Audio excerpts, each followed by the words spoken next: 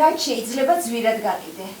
იმ ფულით შენ რომ მოგეწონება, ისეთი თავშალი მიყიდე და მომიტანე. მე რომ მომეწონება? იგივე ნაცნობი შეგვდება, მოგეხმარება არჩევაში. რა ფერის იყოს? თეთრი ან ცისფერი. ცისფერი. არა. თეთრი. საბა ასლამაზიშვილი მეოთხედ მიუბრუნდა დავით კოლდიაშვილს. ფოთის დრამატულ თეატრში მსხვერპლი დაიდგა. ნაწარმოების არჩევანი ორმა მიზეზმა განაპირობა. პირველი იყო რეჟისორის ინტერესი დრამატურგის მიმართ. ფორმის კავშირი მინდოდა, რომ ბოლომდე აღსრულებულიყო, რასაც ამდენი ხანი ვეძებდი. ეს მეოთხე დადგმაა და ცდილობდი ყველგან მიმეღწია რაღაცა კონკრეტულს და ალბათ ეგ იყო, რომ კიდე ერთი ჭყალებში ომი გამოუცხადე ჩემს თავს, რომ დამდგარიყავი ამის წინაშე. ვის ეპრანჭები, ვის? ხმარი ყავს. ხმარი. მეორე მიზეზი სოციალური მოცემულობა და დრამაა, რომელიც ნაწარმოებში ვითარდება.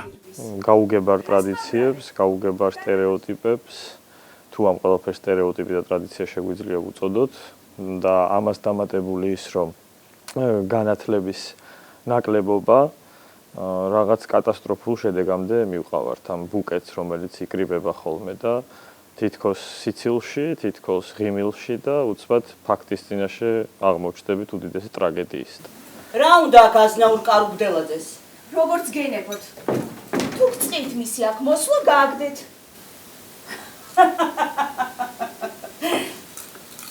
მე გავაგდო თუ შენ?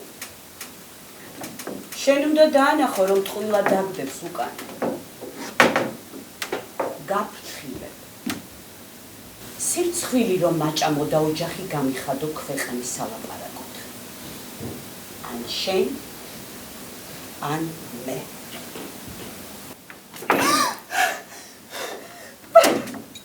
ცოცხალი ვერ გადამირჩები. ინსცენირებაზე მანანა ანთაძესთან ერთად იმუშავა.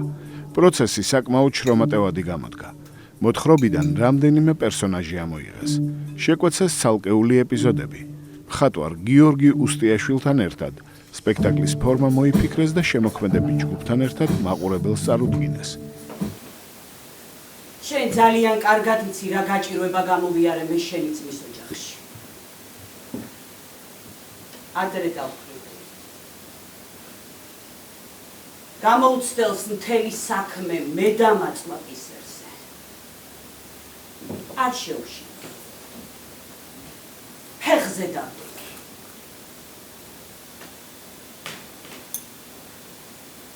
ამდენი ტანჯვა წამებით შემონახული ოჯახიო. ვინმე მტალახში ამომისვაროს. მისის ხსდალებს ფეფენა. კუდიანის სახელი ჰქონდა, იმიტომ რომ ეს ქალი იყო რკინა რა, ეს ქალი იყო შეურყეველი, ეს ქალი იცავდა სახელს, ეს ქალი იცავდა ღირსებას და ასეთ ქალებს ძირითადად კუდიანებს ეძახიან, იმიტომ რომ ადვილად არ ნებდება, ადვილად არ ექცევა სხვისი ზემოქმედების ქვეშ.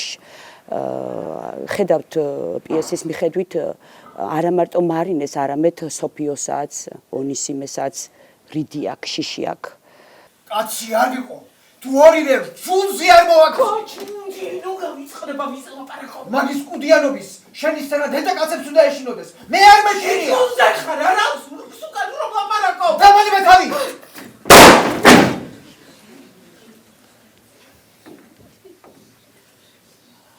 ონისიმე. ნუ ახსენებ ცუდად შენს რძალს. არივარგებს. საზოგადოების მსხვერპლია რა. არა მარტო მარინე, არამედ ფეფენაც კი. აი ფეფენამ ყველაფერი გააკეთა საიმისოდ, რომ შეენახა მისი ოჯახი წმინდად და ვერ აიტანა ეს ყველაფერი, რაც დაინახა მან საკუთარი თვალით. შვილიც კი ისე გაზარდა, რომ აი შვილისთვის ფეფენას სიტყვა არის კანონი. ხელი მოკიდე ბიჭო. არსად გაგვექცეს.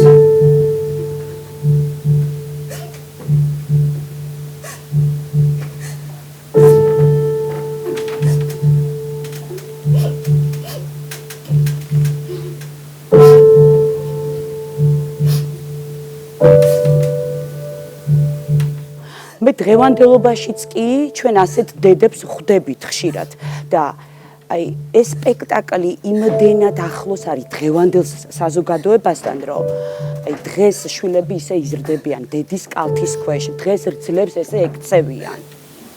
რა საჭირო ამდენი პრანჭვა გრეხვა? მე ერთი პატარა შავი კაპით გავატარე მთელი ჩემი ცხოვრება. ახლა სხვა დრო. პრანჭვა გრეხვაში არ იგულისხმება მართლა პრანჭვა გრეხვა. იგულისხმება ის, რომ მარინეს მართლა არაფერი არ აკლდა. ფეფენა ამას თვლიდა, რომ მას არ აკლდა და მან ისე რა იტანა, რომ აი ზედმეტობა, თუნდაც ის თვალის გაყოლება, ვიღაცასთან ფლირტი, შუა ქუჩაში რომ ქალი საფლირტაოდ გამოვა. ისიც კი არ შეგცხვათო, რომ ვინმე დაგინახავდათო. მე ვფიქრობ, რომ ფეფენა მართალია. რატომ მომიყვანე ჩემი სისხლის მსმელი, ჩემი მკვლელი, ა? რა იყო? რა მოხდა? 1000-ჯერ მithქვამ შენთვის. ნუ ხარ უტვინოთქო. გაიგო შენმა ცოლმა რომ ქმარი ყავს, ქმარი. რა ქნა, რა გააკეთა ასეთი? კითხე და მოგახსენოს. არა. ქალი რომ შუა გზაზე. საფლირტაოდ გამოვა. დედა, ზოგადად ამ ქალის ხო ყველას ეშინი, ყველას აბსოლუტურად და ამისთვის რა გააკეთა ყველას რო ეშინი. თითქოს სიმართლესაც ლაპარაკობს. ყველას ეშინია, მასლსაც, რძალსაც. და ბოლოს გამოვა ეს მარინეს მამა. თითქოს შეებრძოლება და ნახეთ რაც მოხდა. მაგრამ რეალობაში ყველას ეშინია ამ ქალის. დასაწყისში არ ეშინია მარინეს, მაგრამ როცა უკვე დავით კარუგდელაძეს ახსენებს, აი დაბრალების მომენტია. შიშიც და უკადრისობა იმის, რომ რას მაბრალებ, რაც არ გამიკეთებია, არ გამიფიქრია საერთოდ. ისიც კი არ იფიქრე, რომ ვინმე დაგინახავდა. დედა, აბარა. ამას დავითი ჯობია. დედა, უნამუსო. დედა, კოდიანო. ვის უმეტავამას? შეკალაჩუდა. გარყვნილო. კოდიანო. ოდია! შველებიცია. ოდია!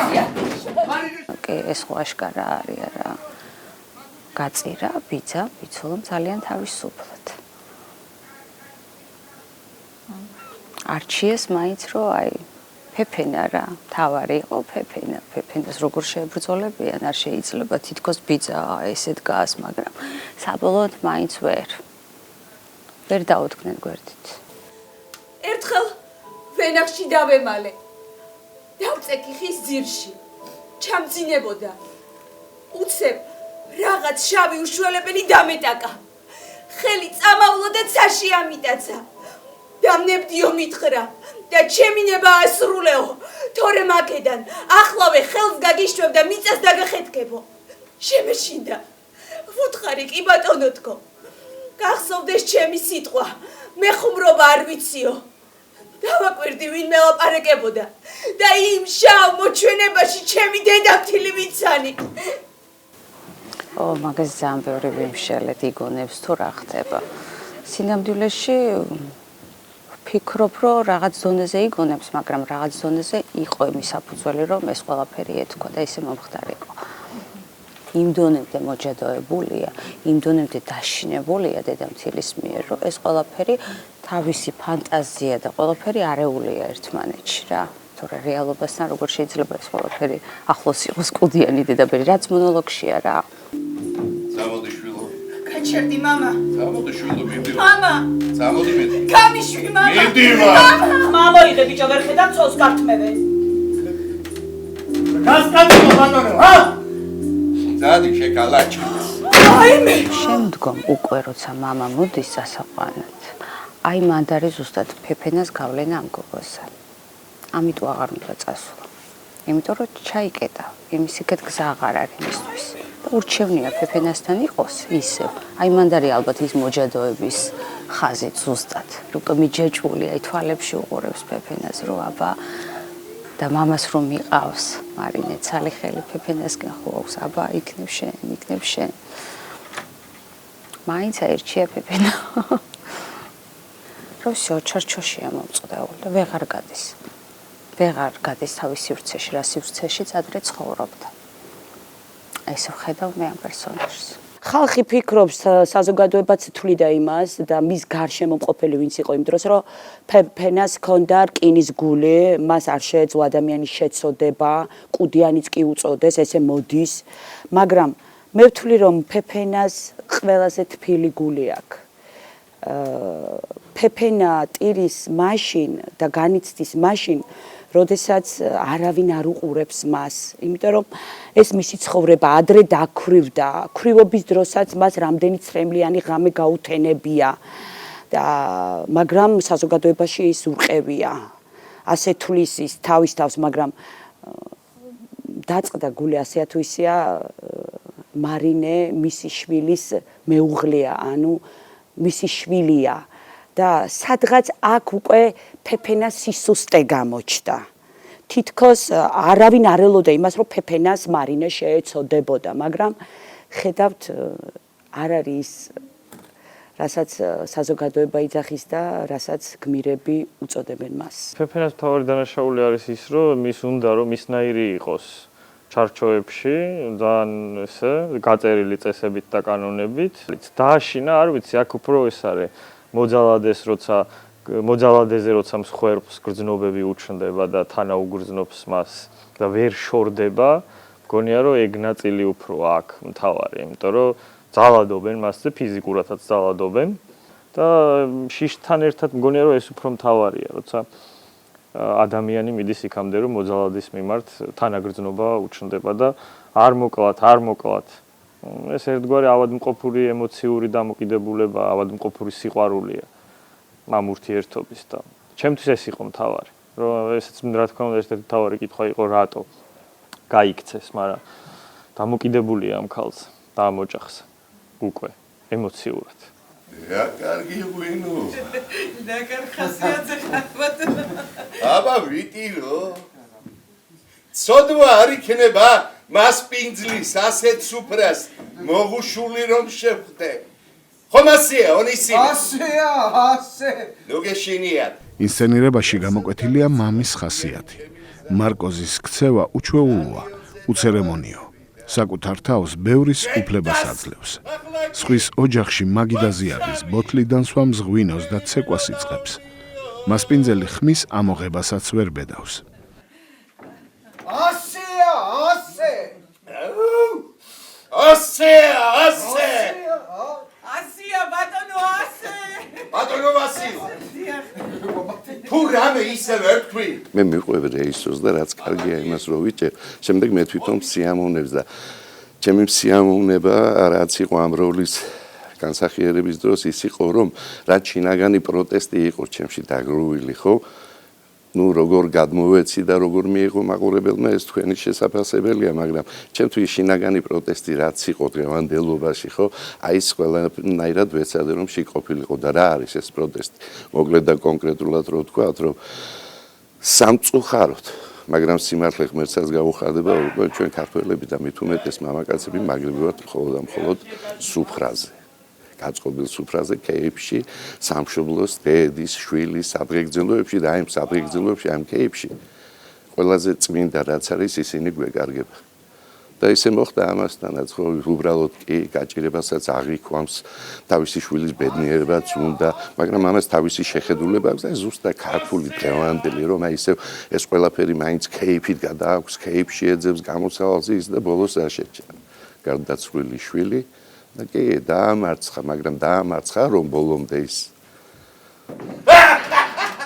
აი,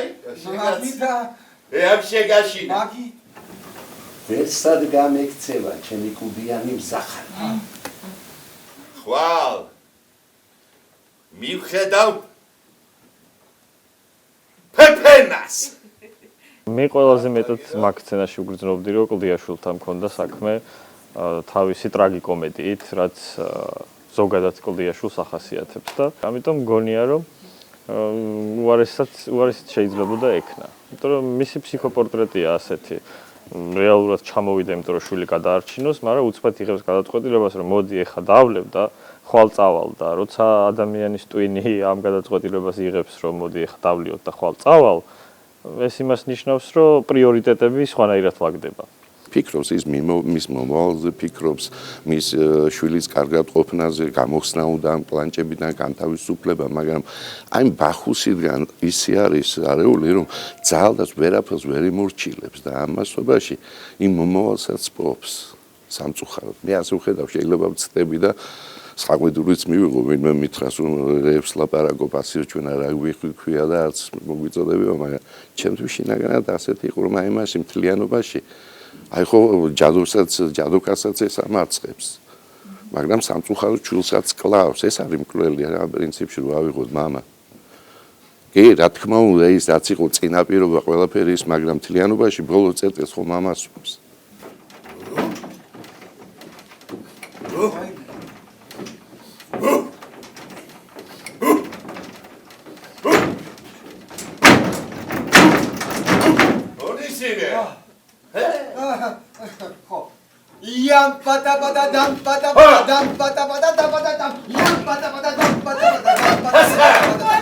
აქ შემოდის რაღაცა თვითკმარობის კომპლექსი და მაინც გავაკეთებ ამბავი, რაც ძირითადად გვჩვევია ხოლმე განსაკუთრებით ქართველებს. და მაინც გავაკეთებ, ამიტომ დღეს მაქვს დრო იმისთვის, რომ კარგად მოვილხინო და ხვალ ხო მაინც გავაკეთებ. რა პრობლემაა ეს, ჩემთვის არ არის პრობლემა. ამიტომ ამის ილუსტრაცია მჭირდებოდა. თან მგონია, რომ კლდიაშვილში ეგ ყველაზე ზუსტი ფორმაა, როცა გმირი მაგ მდგომარეობამდე მიდის, რომ შეიძლება უზარმაზარი ტრაგედია ხდებოდეს მის თავს, მაგრამ ამისთვის არ ცალია, ისევე როგორც ჩვენ არ გვცალია მაგისთვის. უფრო მნიშვნელოვანი რაღაცებიც არსებობს, მაგალითად, სადღი გრძელო უთხრათ ერთმანეთს და გაგვიმარჯოს ვილაპარაკო. რომელიც ჩემთვის ძალიან სამწუხაროა და რა ვიცი თუ თეატრის სარკეა და აქედან ნათქვამი მაყურებელთან მიდის, იმ მაყურებელმაც უნდა მიიღოს და ცოტა საკუთარ თავში მაინც უნდა ჩაფიქრდეს, რომ ასეთი ცხოვრებით, ასეთი მიდგომით ვერც მომავალს ვერ გადავარჩენთ და ვერც იმ შავ ბნელ ძალასაც ვერ დავამარცხებთ. რაღაც უნდა მოვიფიქროთ ისეთი, რომ გადავრჩეთ. შეგაწუხეთ. ბატონებო და ქალბატონებო. მაგრამ სიმართლე გითხრათ, არც კი ვიცოდი დღემდე თუ რა უბედურება ტრიალებდა ჩემს თავს. შვილის გადარჩენა როცა გვინდა, ცოტა სხვანაირად ვიქცევით. და ის ძალის დემონსტრირებას ახდენს და მე საკუთარი შვილი მიყავს საზოგადოების წინაშე და ხალხის წინაშე იმის მაგივრად, რომ დაილაპარაკოს ადამიანურად საზოგადოების წინაშე, ასე ვთქვათ, მის ნამუს დებს სასწორზე. და განსახილველ თემად აქცევს, რომ აბა, აი ნახეთ ჩემი შვილი რა უბედური მამა ვარ. შეხედეთ ჩემ შვილს, ის კუდიანია. რაც მხოლოდ და მხოლოდ საკუთარი თავის ილუსტრაციაა საზოგადოებაში და არა რეალური ტკივილი. იქნება ეს იმიტომ, რომ საზოგადოება ითხოვს პასუხს და რაღაც შეკითხვები აქვს, რა საზოგადოებას გასცეს პასუხი. აი რა სიტყვის ხალხი? რა სიტყვის ხალხი არის ყველაზე დამღუპველი რამ ჩვენს ცხოვრებაში. რა სიტყვის ხალხი? ადამიანი, რომელსაც ეგ პრიორიტეტია, ის საზოგადოებისთვის ცხოვრობს და არა საკუთარი თავისა და საკუთარი ოჯახისთვის. საზოგადოებისთვის ცხოვრება მივყავართ მსხვერპლამდე. ზუსტად ამ ერთ-ერთი მთავარი კონტექსტი, რის გამოც ამ ყველაფრის გაკეთება გადავწყვიტე, მე პირველივე რეპეტიციაზე ვთქვი, რომ ამ სპექტაკლში მინდა რომ ყველა იყოს მსხვერპლი. საზოგადოება ამოძრავებს ყველას. ყველა ფიქრობს იმაზე, როგორ გამოჩნდება სხვის თვალში, ანუ მასის თვალში. და ამ პროცესებში გავიწყდება ნამდვილი რა არის. იმიტომ რომ როცა გინდა რომ ნამდვილი იყო, ამ დროს გახსენდება რომ გარედან გიყურებენ. და ეს გამოქმედებს ისე როგორც ჭირდება ხალხს და საზოგადოებას და მე საბოლოოდ ფაქტი სახეზე არის ხოლმე რომ ეს ცუდად თავდება. მარინე, შვილო, გაყევი ფეფენას, დაინდებიძა შენის ოჯახი გთხოვ, ამოგწყვეც, ამოგდუ გავსახარ დაგვინდო შვილო, გთხოვ. მომკლავე, არიცი მაგათია, მართლა მომკლავენ ეკუდიანი. კიდევ დიდხანს უნდა ვიდგეთ? მოვდივართ ფეფენა. ოჯახური დრამა ლოკალურიდან საზოგადო პრობლემად განზოგადდა. სპექტაკლის მსვლელობისას ჩვენ თვალს ვადევნებთ დაშინებული საზოგადოების პასიურობის გამო როგორ იქცევა თავისუფალი და ლაღი ახალგაზრდა ქალი. სრულიად მორჩილ, უსიტყვო, უენო და მისწრაფებათა ჩამკვდარ არსებად. აპატია საწოდავს მისი უჩქუობა. ნუ დასჯი. ფეფენა მარინე გააკუძუნა და დაიმორჩილა.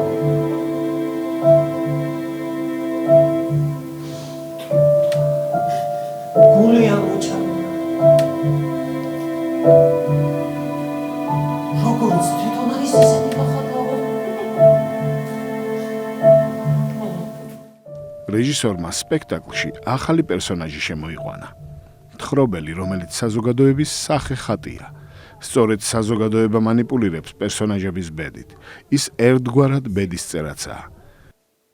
ხო, ეს ბედისწერის თემა მჭირდებოდა ის ფორმის თვალსაზრისით, იმის თვალსაზრისით, რომ რეალურად მაინც და ჩემთვის როთას გმირი ბედისწერის გარდა საზოგადოების წარმომადგენელიც არის, რომელიც ატრიალებს ამათ ისე როგორც უნდა და მიიღავს მოცემულობა იქით, საითაც უნდა. ის არის ერთადერთი, ვინც გადის, ვინც შემოდის, ვინც ამ ოთხკუთხედის სამყაროს, პატარა ოთხკუთხედის სამყაროს გვერდით არის, ანუ რაღაც საზოგადოება, ბედისწერა, რომელიც ამათ ატრიალებს ისე როგორც უნდა. და მათი ქცევების განსაზღვრელი. ამიტომ სათქმელისთვის ეს ჩემთვის ძალიან მნიშვნელოვანი იყო, რომ ეს ყველაფერი ამენით იყოფილიყო მოყოლილი. თავიდან პლასტიკა იყო მხოლოდ, იმიტომ რომ მეგონა რომ ეს საკმარისი იქნებოდა, მაგრამ მე დავფიქრდი იმაზე, რომ საზოგადოებისგან ალბათ ერთი წვეთი სიტყვა არის ხოლმე ხანდახან საჭირო იმისთვის, რომ ყველაფერი დატრიალდეს. და მე აი ზუსტად მინიმალური, ძალიან მინიმალური ტექსტი ისევ დაბრუნდა, რომ ჩაწვეთება ყოფილიყო. და მე ამაზე უკვე აგორებულიყო მთელი ამბავი. შვილოჩემო, შენ გაბრალებე თითქოს ღმერთს უღალატე და ეშმაკს შეუერთდი. მართალია თუ არა ეს? მართალია თუ არა ეს? არ გესმის გოგო რომ გელაპარაკებია? ხმა მოიღე შვილო. უბრალო ადამიანი ხომ არ გელაპარაკება? ანგელოზებთან ამყოფი კაცი გეკითხება. შენ რწმენით მანიპულირება ყველაზე მნიშვნელოვანი. როცა ეს კაცი რწმენით მანიპულირებაზე იწყებს და ყვება რომ ღმერთი ნახა, всё, დამთავრდა, ყველა შეერა მის, რომ ღმერთი ნახა. და ეს კაციც მანიპულირებს რა აჯერებს, რომ მივიდა ნახა ღმერთი, ანგელოზები, მე იქიდან უკან გამოუშვეს იმ მისიით, რომ ყველა ბოროტი ადამიანი განკურნოს და სიკეთის გზას დააყენოს და ეს ისეთი კეთილშობილური ტექსტია, რომ დაიჯერება ბარასისო. კი, მაგრამ ეს ისე უწერია კლდიაშვილს, რომ შენ გჯერა, რომ ეს მართლა იყო იქ და მართლა ნახა ანგელოზი და მართლა იყო საოთხეში. უბრალოდ ამას ვამბობ ჩემს დამოკიდებულებაზე. თქვენ ფიქრობთ, რომ ასე უწერია კლდიაშვილი? მე მგონია, რომ მაგრად ერთობა მაქვს სცენის წერის დროს კლდიაშვილი, ანუ რაღაც გავიდა ბოლომდე. ძალიან ერთობა და ისე ყვება, მართლა საოცრად ყვება, ჩვენთან კიდე შემცირებული ტექსტია, მაგ მონოლოგის. ნუ ეს ყველაფერი რავი, ჩემი აზრით ერთობა, უდიდესი ირონია, აი უდიდესი და თვითირონიაში გადადის თან, რომ საკუთარ მდგომთ თავსაც აყენებს ალბათ ამ მდგომარეობაში. ეს ჩემი დამოკიდებულებაა, როგორც ავტორის, თორემ ავტორის სპექტაკლის. კლდიაშვილი რა თქმა უნდა. ღმერთს ეს ძალა ჩემთვის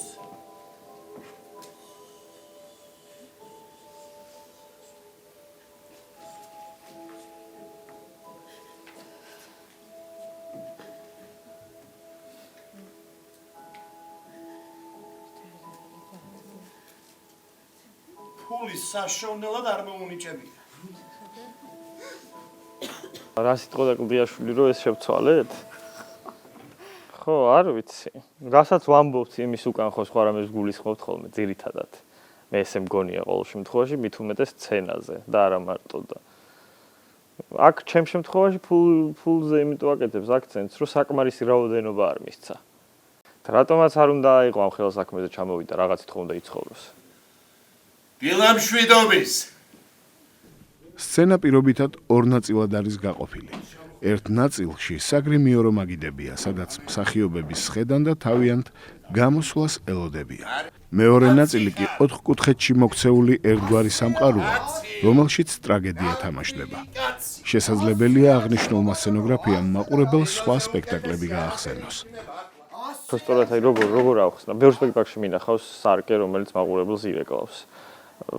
ამ შემთხვევაში, რადგან თავარი აქცენტი საზოგადოების და პერსონაჟების ომზე იყო, ამიტომ ვიფიქრეთ, რომ ალბათ სწორი იქნებოდა, რომ საკუთარი თავის ანარეკლი შენს საკუთარ თავში და საზოგადოების თვალში ყოფილიყო სცენოგრაფიის ერთ-ერთი მთავარი ნაწილი.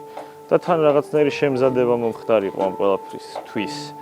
მე ვფიქრობ, რომ ყველაფერი იმ ემოციურ სათქმელს უნდა დაუქვემდება, რომ რაც იმ წუთას გაწუხებს და იმაზე არ უნდა იფიქრო. შენ თუ მართალი ხარ და არ ბაძავ არავის, ამ შემთხვევაში რატომაც არა. მოგვინდა გავაკეთოთ. საგრიმიო რო ბევრ სპექტაკლში მინახავს ძალიან. ამაზე არ არის. თავარია შენი ემოციური ბმა როგორია რა და ეს თუ ყვება შენ სათქმელს და თუ ყვება, მაშინ მე პრობლემას ვერ ვხედავ. ონისეს სახლში სტუმრობისას პერსონაჟებს იატაკიდან უცებ ამოაქვთ მაგიდა, რომელსაც იქვე აწყობენ და ამაგრებენ. არ იყო ეს თავიდან. მაგიდა შემოდიოდა, ისევე როგორც კამები. და მე რაღაცნაირად მე და გიორგის მხატვარს მოგვინდა, რომ მოდი ამ სამყაროდან გაჩნდეს უცბად რაღაც, რომელიც მიიღებს დატვირთვას და აი ამ ფიქრის დროს მივხვდით, რომ უნდა გაჩნდეს მაგიდა, კიდე ერთი სამყარო, უფრო პატარა ზომის, მაგრამ უნდა გაჩნდეს და ამან გამოიწვია მე ის, რომ აქ უნდა გაჩენილიყო უკვე კლდიაშვილიც. იმიტომ რომ ჩემთვის როგორც წერგამ თქვი, ჩეხოვი და კლდიაშვილი ერთია და ორივე რაღაც გარკვეულ აბსურდზე ლაპარაკობს, ადამიანის მდგომარეობების აბსურდზე. ხელსაქმე როა უშუალოდ და რო ხედავ როგორ თავისი ხელით აწყობენ კიდე ერთ უფრო გამანადგურებელ სამყაროს, მაგრამ სადაც მე გამოლოცვის რიტუალი სრულდება და სადაც მკვდება ეს ქალიც და მეორე გოგოც და ასე შემდეგ, ამან უფრო გამიადვილა საქმე. თავისივე ხელით უნდა აეშენებინათ ბოლო წერტილი ამ ყველაფრის.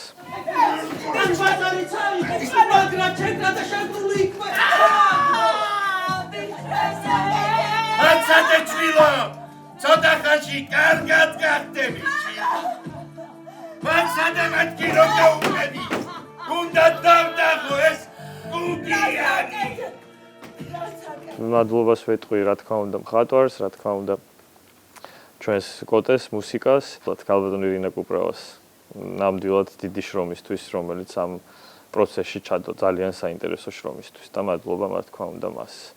მე და ქალბატონმა მანანა ანთაძემ ვიმუშავეთ ინსცენირებაზე ტექსტის და ესეც საკმაოდ შრომატევადი სამუშაო იყო, მადლობა მას და რა თქმა უნდა, მადლობა არაჩვეულებრივ მსახიობებს, იმიტომ რომ ამ განსხვავებულ ფორმაში გამომყვნენ კლდიაშვილის აღქმის და რაღაცნაირად ერთად ვეცადეთ, რომ თანამედროვე კონტექსტის, თანამედროვე ვიზუალიზაციის კლდიაშვილი მიგვეღო და ეს საინტერესო პროცესი იყო ჩემთვის და დარწმუნებული ვარ მათთვისაც. ამიტომ მადლობა მთელ შემოქმედებით ჯგუფს, რა თქმა უნდა, ჩემს ტექნიკურ ჯგუფს, რომელიც თავს დაუზოგავად შრომობს, რომ აქ ამ სივრცეში მივახციოთ ისეთ რაღაცებს, რაც ერთი შეხვედრით წარმოუდგენელი.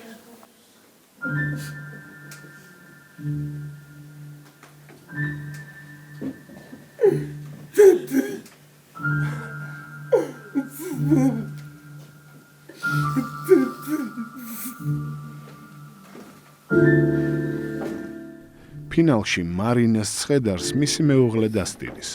მხოლოდ ის რჩება ბოლომდე მასთან და გამუდმებით იმეორებს თეთრი ცისფერი.